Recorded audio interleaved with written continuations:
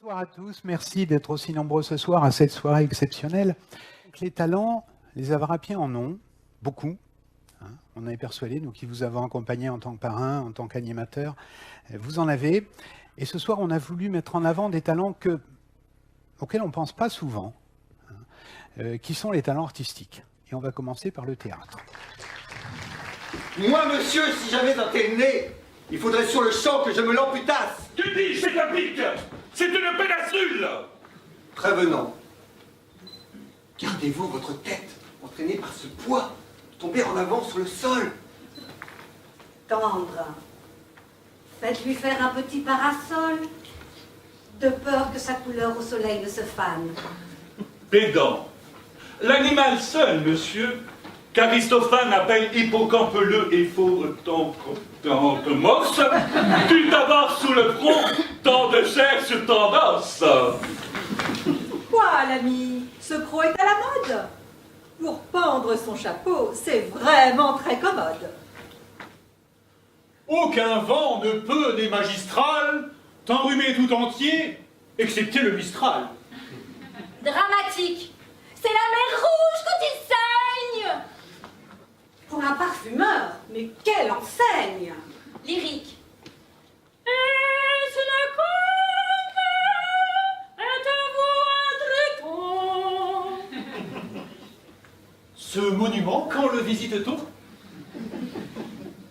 Souffrez, monsieur, qu'on vous salue. C'est là ce qui s'appelle avoir pignon sur rue. Hé, regardez! C'est-il un nez? Ah non, non! C'est quelque navet géant ou bien quelque melon nain!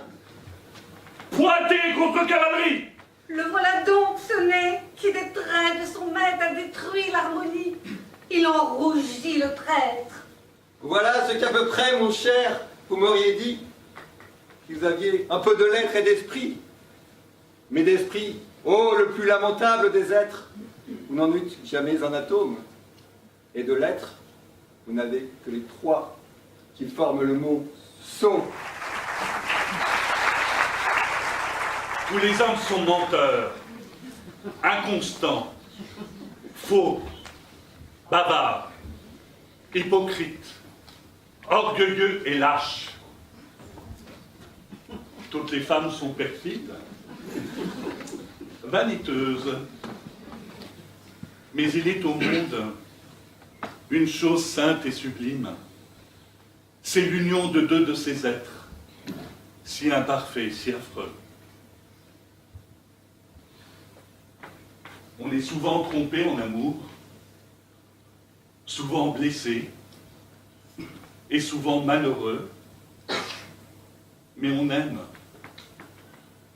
Et quand on est sur le bord de sa tombe, on se retourne en arrière et on se dit « J'ai souffert souvent, je me suis trompé quelquefois, mais j'ai aimé. C'est moi qui ai vécu, et non pas un être factice, créé par mon orgueil et mon ennui. » Eh bien, régnez, Cruelle. cette bouche, à mes yeux savante infidèle, m'ordonna elle-même une absence éternelle. Moi-même, j'ai voulu vous entendre en ce lieu. Je n'écoute plus rien, et pour jamais. Adieu. Pour jamais. Ah, Seigneur, songez-vous en vous-même combien ce mot cruel est affreux quand on aime. Dans un mois, dans un an, comment souffrirons-nous, Seigneur, que tant de mers me séparent de vous, que le jour recommence et que le jour finisse, sans que jamais Titus puisse voir Bérénice, sans que de tout le jour je puisse voir Titus. Mais quelle est mon erreur, et que de soins perdus. L'ingrat de mon départ consolé par avance, daignera-t-il compter les jours de mon absence? Ces jours, si longs pour moi, lui sembleront trop courts. Voilà votre façon de servir, serviteur qui pillait la maison. Donc vous n'avez pas honte. Et vous choisissez l'heure sombre où l'Espagne agonisante pleure. Donc vous n'avez ici pas d'autres intérêts que d'emplir votre poche et vous enfuir après. Soyez flétris devant votre pays qui tombe, fossoyeur qui venait le voler dans sa tombe. Mais regardez, voyez, ayez quelque pudeur. L'Espagne et sa vertu, l'Espagne et sa grandeur, tout s'en va.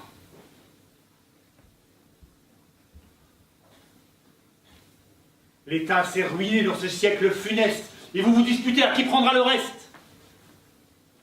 Ce grand peuple espagnol, aux membres énervés, qui s'est couché dans l'ombre, et sur qui vous vivez, expire dans cette antre où son sort se termine, triste comme un lion mangé par la vermine. Charles Quint, dans ces temps d'opprobre et de terreur, que fais-tu dans ta tombe, ô puissant empereur? Oh, lève-toi, viens voir. Les bons font place aux pires. Ce royaume effrayant fait d'un amas d'empire. Penche. Il nous faut ton bras. Au secours, Charles Quint. Car l'Espagne se meurt. Car l'Espagne s'éteint. Je suis perdue, je suis assassinée. On m'a coupé la gorge. On m'a dérobé mon argent. Qui peut s'être? Où est-il? Où se cache-t-il? Rends-moi mon argent, coquin! Ah, c'est moi. Mon esprit est troublé et j'ignore où je suis, qui je suis et ce que je fais.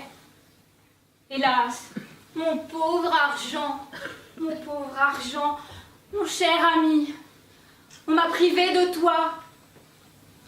Et sans toi, il m'est impossible de vivre. En effet, je n'en puis plus. Je me meurs. Je suis mort.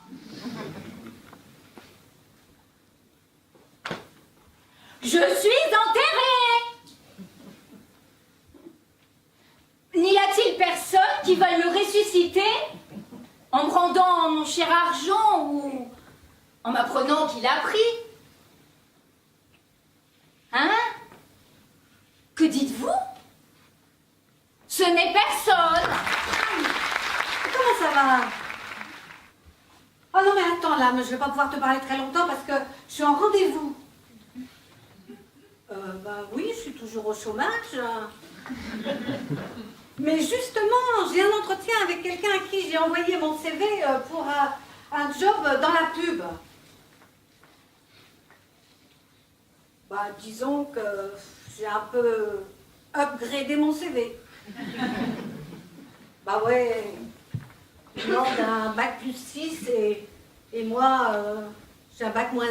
Alors, et alors là, je suis allée à fond. Hein. J'ai dit que je sortais d'HEC. Pas tout habitonnée, hein, en temps, il y allait à fond.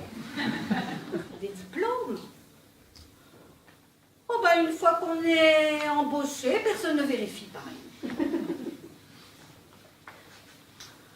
Ben, j'ai dit que je travaillais dans une grosse agence parisienne et que j'avais envie de me remettre en question. Si j'ai déjà travaillé dans la pub, mais oui. J'ai distribué des prospectus dans les boîtes aux lettres de mon quartier il y a quelques années.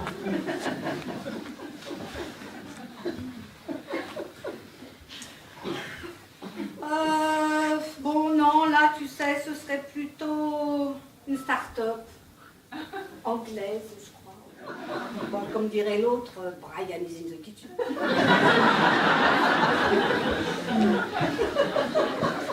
Oh, mais qu'est-ce que je risque? Mais enfin, écoute, si on foutait en tôle tous les chômeurs qui ont un peu boosté leur CV dans l'espoir de décrocher un job... Hein? Qu'est-ce que tu dis? Si on foutait en tôle tous les chômeurs, ça ferait baisser la courbe du chômage. Non, mais c'est pour me dire un truc pareil, tu te rappelles? Non, mais tu te rends compte? Non. Figure-toi que là, j'ai rencontré le patron.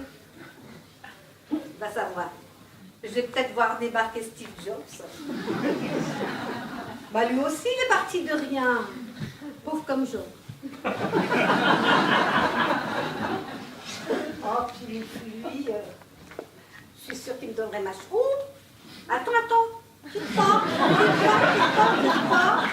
J'ai un truc important à te dire.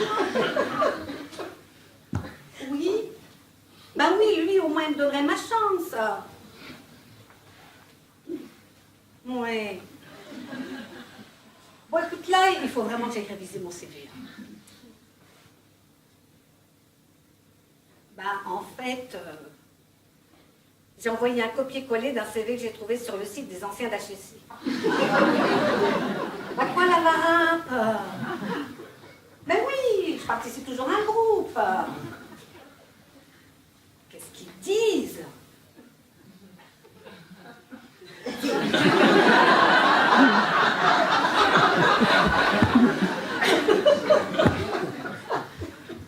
Ils disent que je respecte pas vraiment la méthode.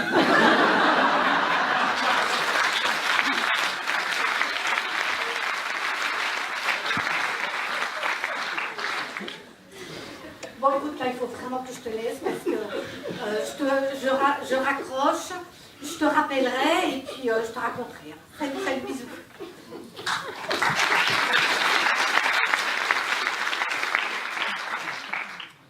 CV. Curriculum vitae. Nom, prénom, Catherine. Oui, c'est moi. Date de naissance. 15 septembre 1900. Bon, ça ne regarde pas. Bon. Adresse, bon, c'est bon. Formation, bac C. HEC Paris. Expérience professionnelle.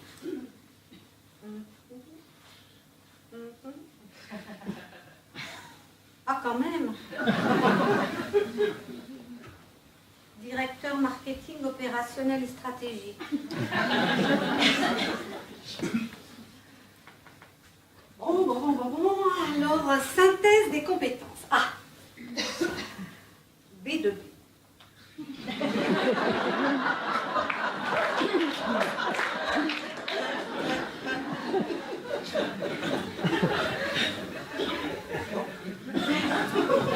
Anglais professionnel. TOEIC 950 PTS. Activité extra-professionnelle, sport, plongée sous-marine. Activité artistique. Ah, théâtre. Ah, ça c'est bon, je vais pouvoir dire quelque chose. Bon, là c'est mon rendez-vous.